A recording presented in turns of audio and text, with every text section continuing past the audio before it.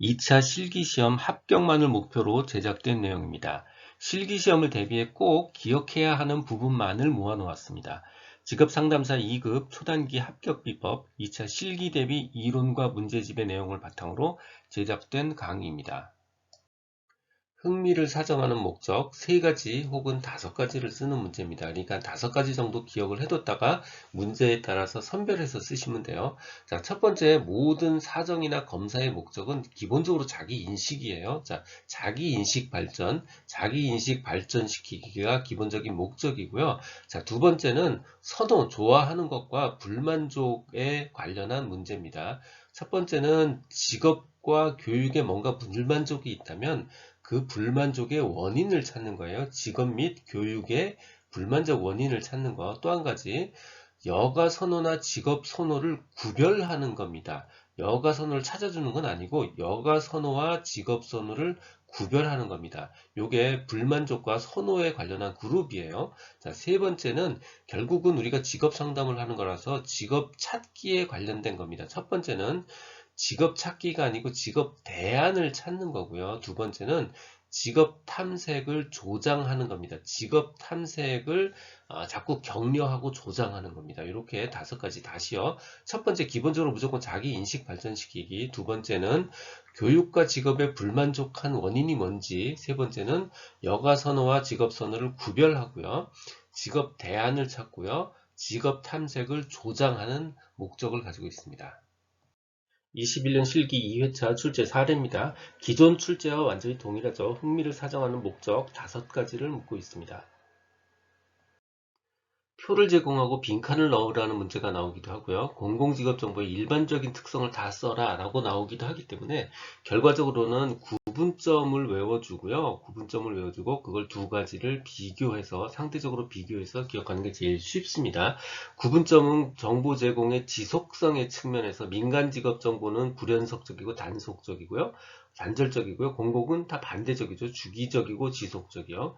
직업을 어떻게 분류할 것인가의 관점에서 직업의 분류 및 구분의 관점에서 민간 직업 정보는 필요에 의해서 자의적으로 구분하고 당연히 공공은 반대죠. 필요가 아니고 객관적 기준에 의해서 구분을 합니다. 조사 직업의 범위요. 공공 직업은 포괄적이고요.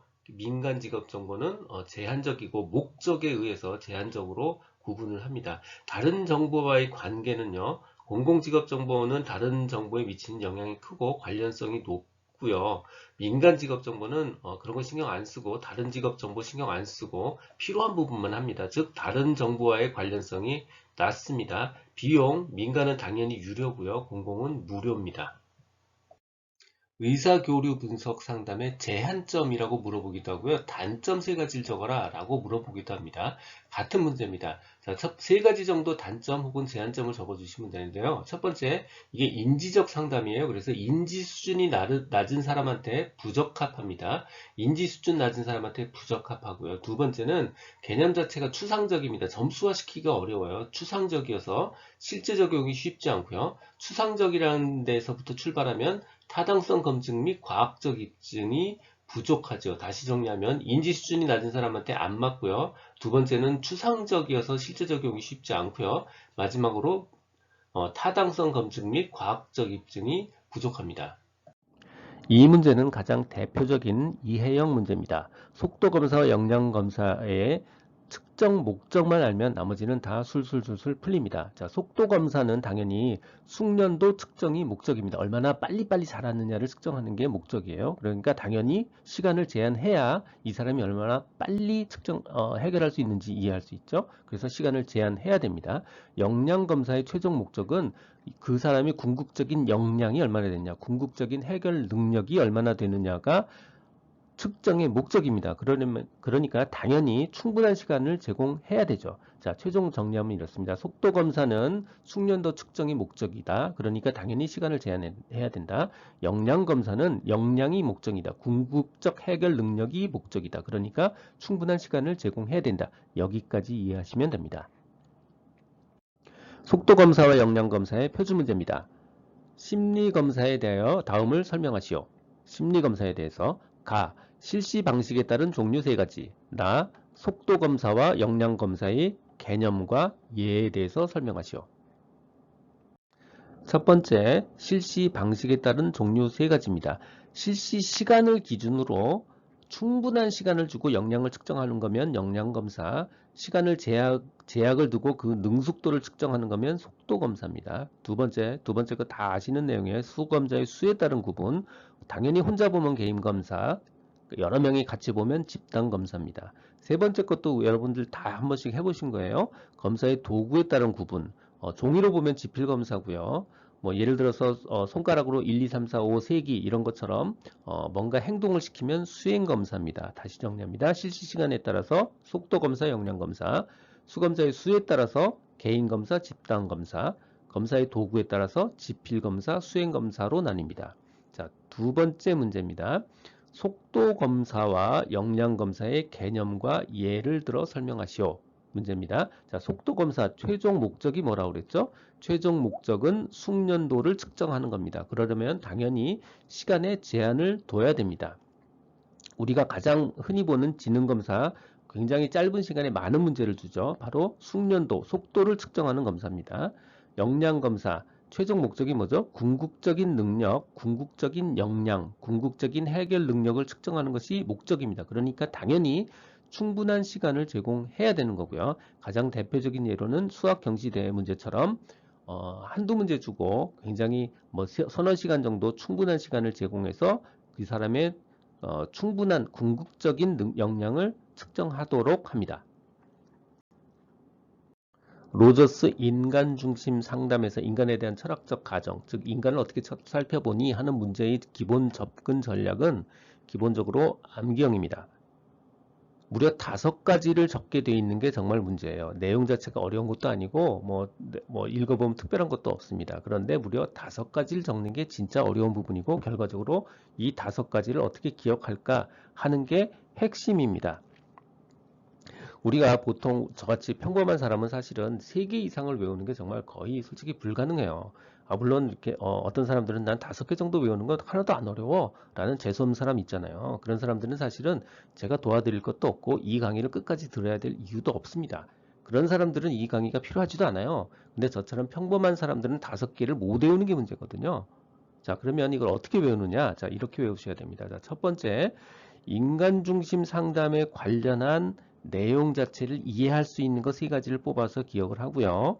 나머지 거기에 속하지 않는 특수한 부분 2가지를 나누어서 암기해 주면 됩니다. 즉 2가지만 외우면 된다는 뜻이에요. 나머지는 인간 중심 상담이나 내담자 중심 상담에 관련한 핵심 내용으로부터 뽑아내야 된다는 겁니다. 자, 그러면 내담자 중심 상담 혹은 인간 중심 상담의 핵심 내용이 뭐죠? 야, 인간은 원래 믿음직해. 믿을 수 있는 존재야. 그렇게 허접하지 않아. 그리고 걔는 냅둬도 혼자 잘하거든. 네 자꾸 참견 좀 하지 마. 그리고 자기가 스스로 다 잘하니까 네가 자꾸 막 지시하고 그러지 마. 인간은 스스로 자기를 결정할 수 있는 당연한 권리가 있는 거야. 이게 내담자 중심 상담, 인간 중심 상담의 핵심이잖아요. 그 순서 그대로 나가면 됩니다. 자, 첫 번째, 인간은 원래 훌륭해. 인간은 원래 선하고 이성적이고 믿을 수 있어. 인간은 원래 선하고 신뢰할 수 있는 존재야 라는 게 첫 번째 가치고요. 자, 두 번째 가치가 뭐죠? 야, 인간은 스스로 냅둬도 스스로 잘해. 자꾸 참견 좀 하지 마. 그리고 냅두면 스스로 잘하고 자기 실현을 하고 스스로 성장할 수 있어. 즉 인간은 스스로 자기 실현과 성장의 가능성이 있는 존재야. 두 번째 부분. 마지막 세 번째 뭐죠? 지시 좀 하지 마. 인간은 스스로 자기를 결정할 수 있는 권리도 있고 자기의 미래를 선택할 수 있는 권리도 있어. 한마디로 자기 결정권이 있어. 이 3가지입니다. 이게 바로 인간 중심 상담, 내담자 중심 상담의 핵심 가치입니다. 거기에 속하지 않는 2가지 특수한 부분, 로저스 인간 중심 상담에 나오는 2가지 부분이 바로 첫 번째 가치, 인간은 가치를 지닌 존재야. 더 정확하게 얘기할게요. 인간은 가치를 지닌 독특하고 유일한 존재야 라는 부분 하나. 자, 두 번째, 야, 인간을 알려면 딴 거 볼 필요 없고 그의 주관적 생활을 봐야 돼. 인간을 알려면 그의 주관적 생활에 초점을 두어야 해. 즉 주관적 생활론, 이 2가지입니다. 자, 최종 다시 정리합니다. 5가지. 우리가 내담자 중심 상담, 인간 중심 상담으로부터 뽑아낼 수 있는 것 3가지. 인간은 선함과 신뢰로움, 자기 실현과 성장, 자기 결정권. 거기에 속하지 않는 특수한 부분 2가지. 인간은 가치를 지닌 존재, 인간을 살펴보려면 주관적 생활을 봐라. 이렇게 5가지입니다. 인간 중심 상담 혹은 내담자 중심 상담에서 직업 정보의 활용 원리를 네 가지 적으라는 문제입니다. 사실 직업 정보의 활용 원리라는 애매한 말보다는 직업 정보의 사용 방법이라는 게 훨씬 더 적합한 표현 같아요. 하지만 문제는 항상 활용 원리로 나오기 때문에 활용 원리를 만나면 사용 방법 네 가지를 생각하시면 됩니다. 이 내용을 보다 보면 굉장히 너무 상식적이어서 오히려 외우기가 어렵습니다. 이거 내담자 중심 상담이니까 아무 때나 정보 안 주고요. 내담자의 입장에서 꼭 필요할 때만 제공돼야 돼요. 자, 두 번째는 이 직업 정보를 가지고 내담자한테 영향을 주거나 조작하면 당연히 안 되죠. 세 번째는 주기보다는 출처를 주고 내담자가 직접 찾는 게 더 효과적이고요. 마지막으로는 직업과 일에 대한 내담자의 태도와 감정은 항상 자유롭게 표현돼야 됩니다. 자, 다시 정리하면요. 그냥은 안 줘요. 그냥 출처를 주고 직접 찾도록 하고요. 그게 아니라 하더라도 꼭 필요할 때 그때만 제공을 합니다. 이 직업 정보를 가지고 내담자한테 영향을 주거나 조작하면 당연히 안 되고요. 요 과정 중에 내담자의 태도와 감정은 항상 자유롭게 표현될 수 있어야 됩니다. 요 당연한 네 가지입니다. 전의의 의미, 원인, 해결 방안을 묻는 문제입니다. 전의의 의미요.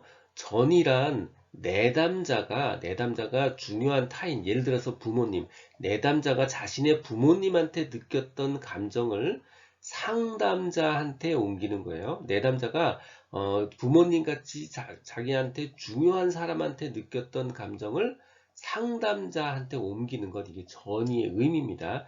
전이가 일어나는 원인은요, 기본적으로 내담자가 상담자한테 의존하게 된 거예요. 내담자가 상담자한테 의존성을 키우게 됐기 때문에 전이가 일어났는데, 이 의존성을 키우게 되는 이유는요, 상담자가 내담자의 말에 지나치게 동일시했거나 너무 공감해줘서 지나치게 동일시해줬거나 혹은 지나치게 좋은 말만 골라해서 결과적으로 내담자가 상담자한테 의존하게 된 겁니다. 그래서 전이가 발생을 한 거고요. 해결 방법이요. 일단 상담자는요. 내담자의 전의를 이해하고 감정에 휘둘리지 말고 객관성을 유지합니다. 상담자는 내담자한테 떨어져 있어야 된다는 거예요. 그러니까 상담자는 상황을 이해하고요. 전이라는 상황을 이해하고 감정에 휘둘려서 막 다니지 말고 객관성을 유지하고 이제 거리감을 유지해줘야 된다는 뜻이고요.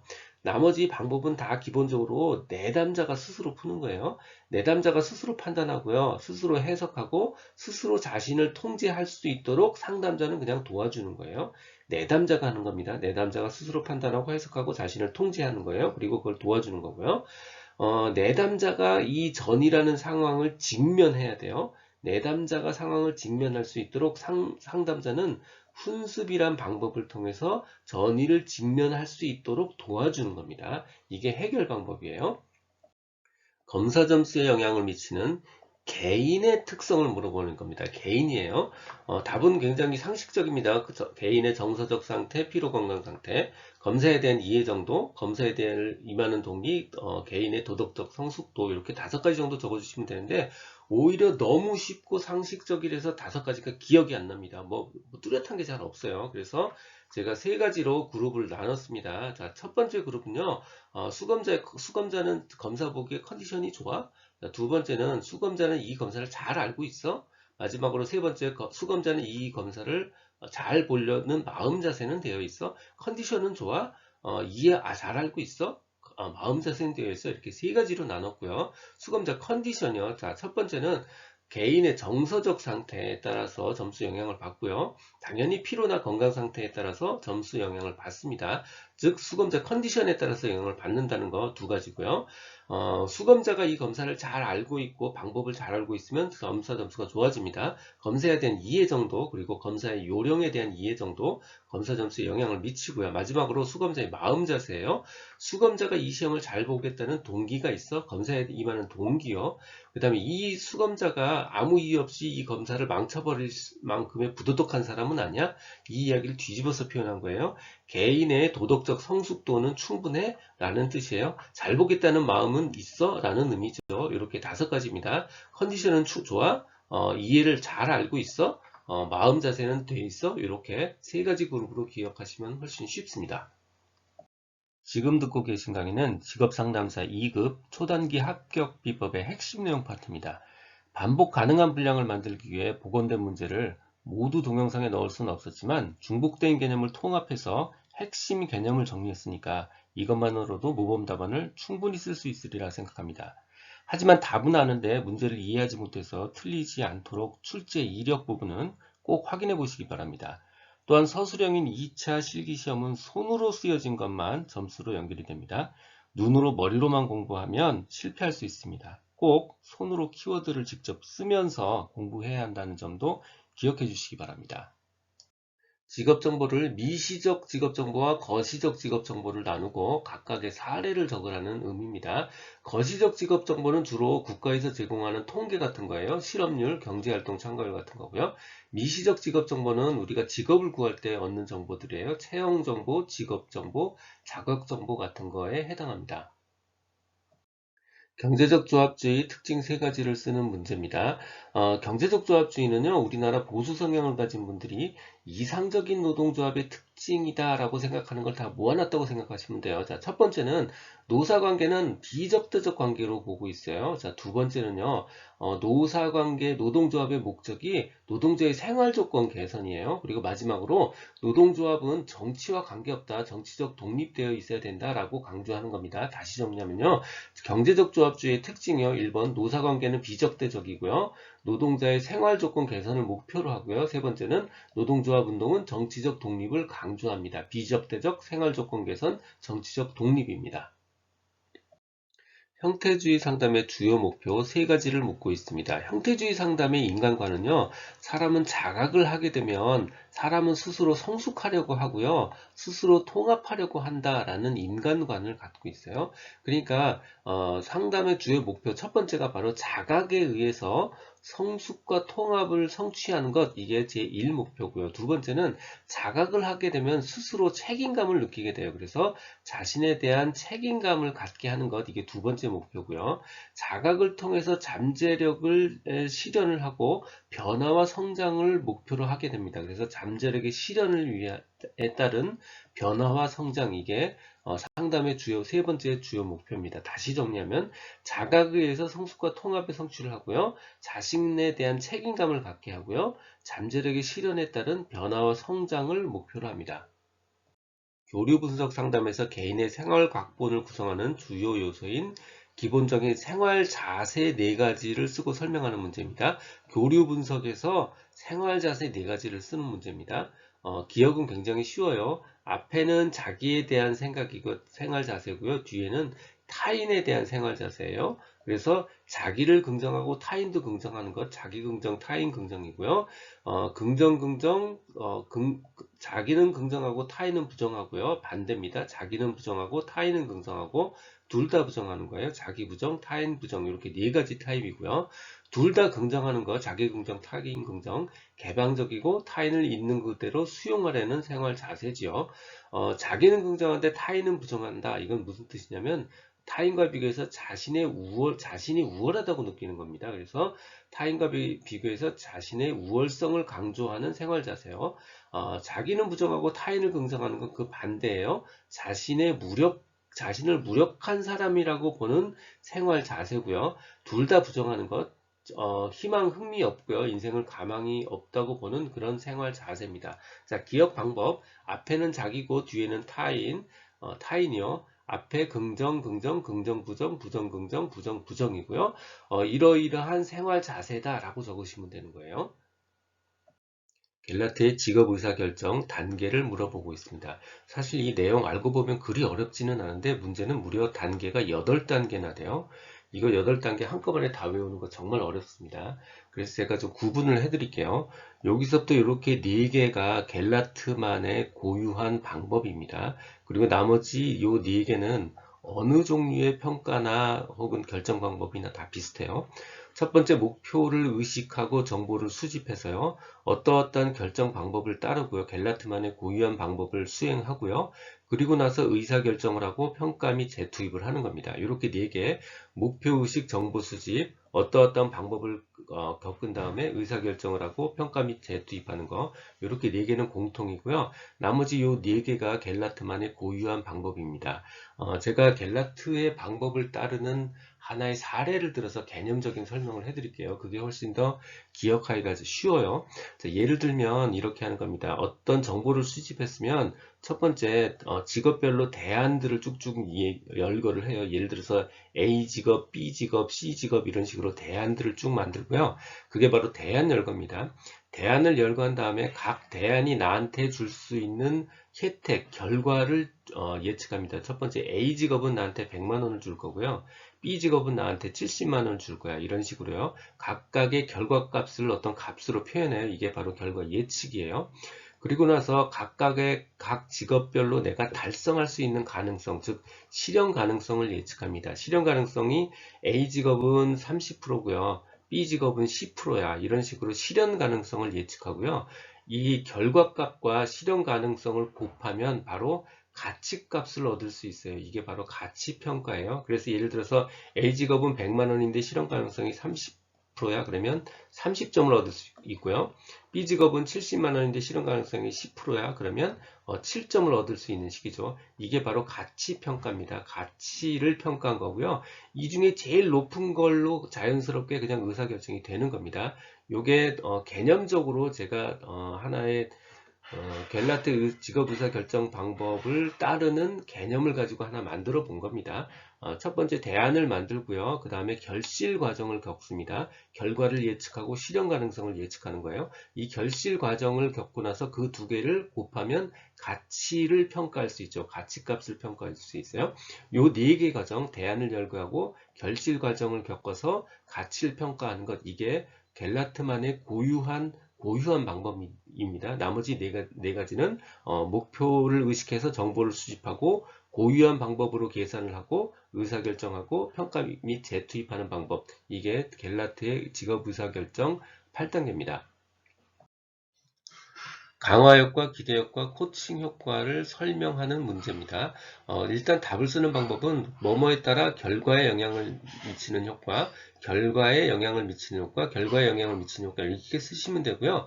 강화 효과, 기대 효과, 코칭 효과에서 강화가 상이잖아요. 그러니까 보상, 상이 결과에 영향을 미치는 효과예요. 내담자가 제공하는 물질적, 언어적 보상이 결과에 영향을 미치는 효과 이렇게 쓰시면 되고요. 기대 효과는 기대가 영향을 미치는 효과입니다. 즉, 내담자가 어떤 기대를 표명했는가, 내담자가 어떤 기대를 했는가가 결과에 영향을 미치는 효과요. 코칭 효과는 코칭이 어떤 결과에 영향을 미치는 효과입니다. 어떤 조언이나 코칭을 받는가가 결과에 영향을 미치는 효과다. 이렇게 적어주시면 됩니다. 집단 상담의 형태 3가지를 묻는 암기형 문제입니다. 집단 상담은 자치교입니다. 자치교요. 자조 집단의 자, 치료 집단의 치, 교육 집단의 교요. 자, 자조 집단, 치료 집단, 교육 집단요. 자조는 스스로 돕는 거예요. 그러니까 자발적이에요. 자발적으로 문제를 해결하기 위한 모임이에요. 예를 들면 알코올 중독자 모임 같은 게 있고요. 치료 집단은 목적이 치료입니다. 치료를 목적으로 하는 상담이요.